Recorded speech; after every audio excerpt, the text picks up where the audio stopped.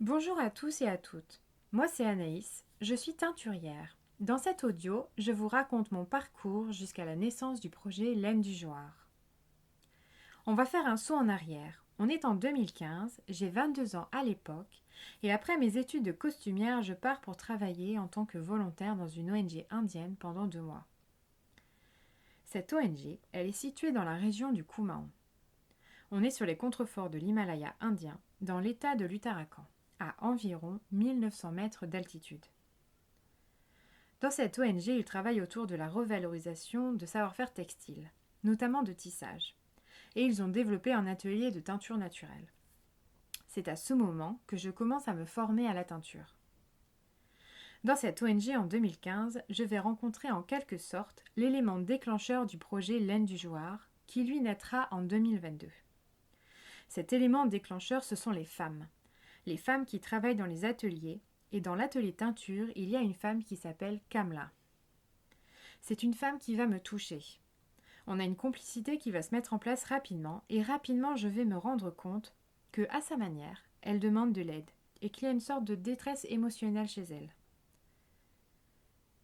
Les femmes sont parfois en grande difficulté, soit d'ordre financier, soit d'ordre familial, mais en général, derrière le financier, il y a toujours des problèmes plus intimes qui sont cristallisés sur le couple. Des problèmes souvent liés à l'alcoolisme, très présents chez les hommes, les maris. En 2015, le deuxième élément qui vient s'imbriquer dans le premier, c'est l'ONG en elle-même.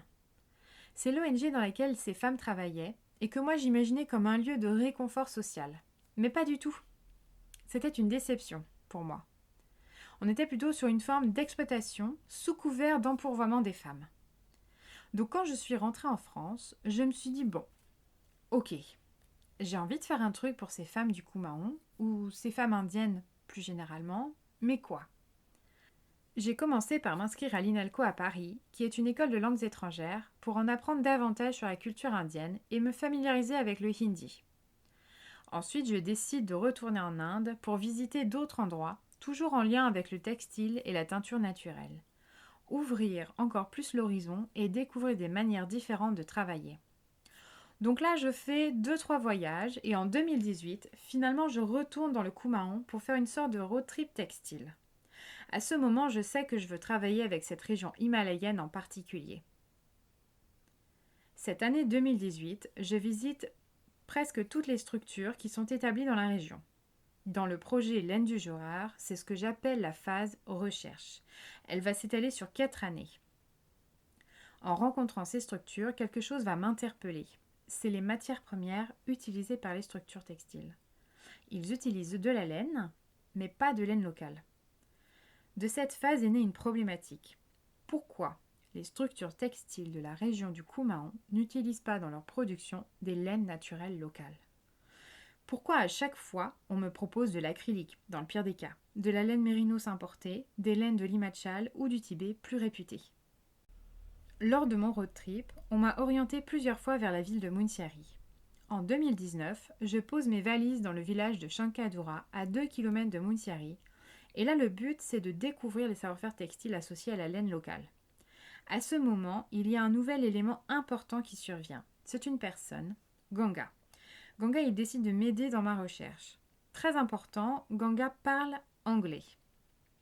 Il organise les rencontres pour faire avancer mes réflexions, m'introduit dans les maisons auprès des tisserandes ou tapissières, me raconte les histoires de village, réalise mon rêve de transhumance, et de fil en aiguille, j'arrive à rassembler suffisamment d'informations sur la laine locale de la vallée du Joard.